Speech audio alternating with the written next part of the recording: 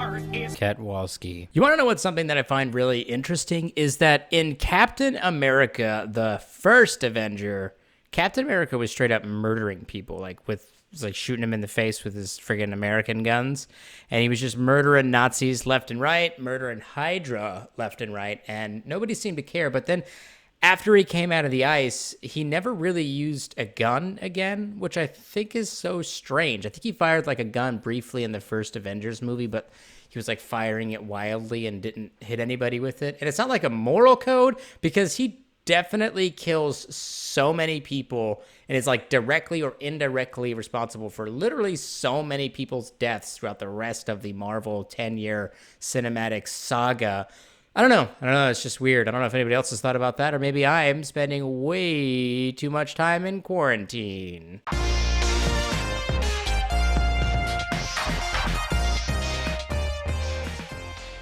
Hey everybody, Ketwolski here, checking in with another one of our hashtag Earl Grey Pour Up Discussions videos. Today we've got quite a bit of news stories to kind of get through. A lot of little tiny stories, and then of course one really big one. I will go ahead though, for that large one, there may be some spoilers in relation to Star Trek Discovery Season 3. So I'm going to cover that one first, and if you don't want to know about that one, go ahead and click on this timestamp right now, and then you can skip past that and go ahead and get into the other news stories. Okay, so something that has been recently kind of leaked online is a Star Trek magazine cover that features our favorite Kelpian, Saru, with a caption that reads, "Starship Mine, Doug Jones on assuming command." So what does that mean? Well, I'll tell you what I think it means. I think it means that Saru is going to be taking over the USS Discovery as its captain. They left it kind of ambiguous at the end of Season 2, but most of Season 1 and Season 2 was kind of alluding to Saru being able to take the captain's chair. He had a lot of great speeches on the ship.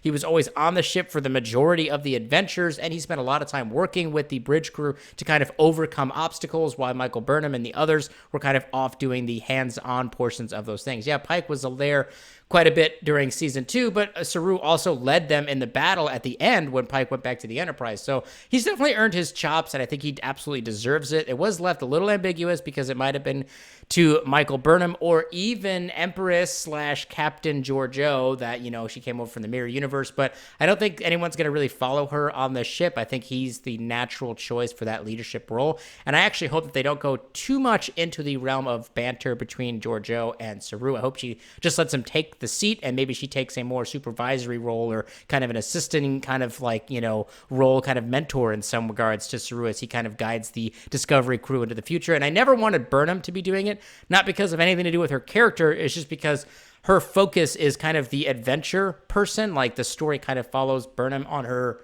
overall adventures. So I want to experience the adventures through Burnham's eyes, and her being on the captain's chair would just make things really awkward, because then she would be constantly leaving the bridge. What's interesting also based off of this is that this magazine cover is slated to come out in September 16th of this year. So given that San Diego Comic-Con is at the end of July, even though CBS hasn't confirmed they'll be a part of it, it's likely that they will be. So given that they're at the end of July there, and this is coming out on September 16th, I feel like that opens up kind of August, maybe early September, for a tentative release date for Star Trek Discovery Season 3. I do want to go ahead and point out, though, just recently, the entirety of Twilight Zone Season 2 was dropped all at the same time on CBS All Access, which is not something that they usually do, especially for some of their flagship series on CBS All Access. So it was interesting that they did that. I think that they were trying to test out to see how that would work in comparison to their normal weekly release schedule.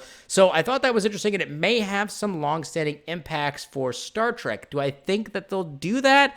I don't know, probably not, just because that increases the staying power of those subscriptions, so that you have to keep coming back every single week.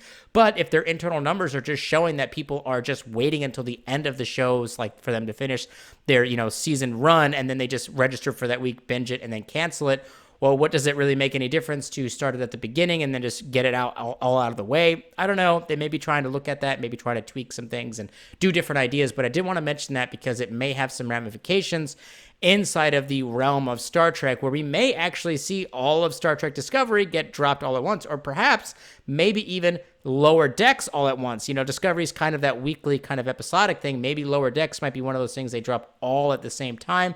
It's not unheard of for animated shows to do that, especially from a streaming perspective. So that could definitely be a situation that we may have for Lower Decks. So more to follow on that. Okay, now that we're kind of out of the territory of spoilers for Discovery Season 3, let's talk a little bit about some of the other news stories. The other one, kind of relating back to what I was just talking about, which is Star Trek Lower Decks, is that, of course, it was confirmed that Lower Decks will be airing on the CTV Sci-Fi channel and on Crave for streaming inside of Canada. This is not a surprise. That seems to be the standard working relationship right now with, you know, CBS products getting aired and streamed inside of Canada. It seems to be pretty standard. But there is no word yet on how Lower Decks is going to be distributed to the rest of the globe. Discovery is, of course, still on Netflix, and Picard is on Amazon Prime. But there is no official word as to which streaming service it's going to go on, and I'm confident that that is irritating a lot of you overseas, because it's like, when are we going to get the short treks? When are we going to figure out what's going on with Lower Decks? Can you guys please just figure it out and stick with one thing so I don't have to keep bouncing all over the place? And I definitely understand your frustrations there, and I respect them, and I hope that CBS and Kurtzman and everybody is listening to that frustration, and they've just nailed down one service for everybody else. If CBS All Access does indeed go international, which they talked a lot about, you know, at the beginning of this year, obviously coronavirus happened, so who knows where that's going to be at, but they talked a lot about that after the merger with Viacom. If that's the plan, then that's great, but they need to start announcing this thing so people can start to prepare what they're going to be doing with their finances, especially given the global climate of economics. Not everyone's working, you know, not everyone's got money to just spend on $60 worth of different streaming services to watch the different programs they want to. So they need to be careful here and get the information out early so people can plan to know when they need to get which service, when to cancel the other services, or where they got to focus their money and their attention at. So I really hope that they're paying attention to the frustrations that I know a lot of people are feeling regarding that. Okay, and the last news story for today is that Star Trek Las Vegas tickets have gone on sale. Remember, they did, in fact, move this event back into the beginning of December, and it's going to be at the new Caesars Palace Convention Hall, or whatever the hell it's called. So it's not in the same location as it was last year. Brand new location, brand new event, and the tickets have gone on sale. I will put their link down in the description if you want to go do that. Kind of general admission tickets range from $330 all the way up to their like exclusive package, which I think is like $1,300 or $1,400. So if you got that kind of money in this kind of economic climate, great job. I hope that you enjoy, you know, your time there with all the people and all the different actors and stuff like that. I did hear that they're going to have Kelsey Grammer at STLV, which is kind of a new thing. And again, rumors on the street are that this is the last time Creation will be kind of doing this event, potentially, and CBS may be doing their own event next year or maybe even the year after that. So if you do want to get in on this, I think this might be the good time to do it. I don't know if I'm going to be able to go, not necessarily from a financial perspective, but really just, I don't know if A, I want to risk it at this point, and B, just with my current job, you know, being in the service, I can't just go to a giant convention hall in Las Vegas. You know, they're not really letting us do all those kinds of things. So I don't know if I'm going to be able to even go, but it's kind of up in the air for me. I'll think about it, but I am curious if any of you guys and gals are going to be going, and if so, which ticket are you buying, and can you send me some pictures? All right, guys and gals, that does kind of wrap up my, you know, news coverage for today. There is another rumor going around right now that inside of the coronavirus pandemic that Alex Kurtzman has been fired and Akiva Goldsman is now running everything, and that Discovery is going to be in its own separate timeline, and that Picard is going to follow that one, and that Strange New World is going to be in the Prime one. And there's a lot of weird stuff going on right now. I think people are getting really, really bored. There was another one where people were accusing Alex Kurtzman of essentially, this was over on 4chan, by the way, where essentially that the whole fundraiser thing, the all-in fundraiser that he's doing with Picard with Patrick Stewart, where if you donate enough money or whatever it is, and you can win the bid, then you get to be on Star Trek Picard and meet the crew and hang out and do all that fun stuff. They're saying that they're doing that to try to raise money, not for the charities that they're representing,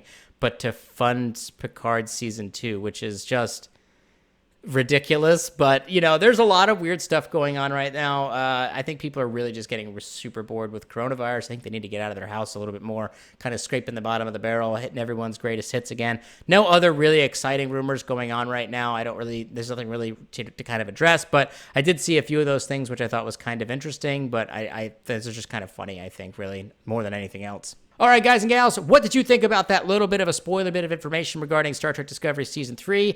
Are you excited to see that, Lower Decks is sticking with the same release program for the Canada stuff? And are you hoping that it finally lands a home internationally, kind of on a global scale? And where would you like that to be? And are you going to buy some tickets to STLV? Why or why not? Get your information up down below, throw up those comments, and we'll go ahead and get the conversation started. Live long and prosper, my Trekkies!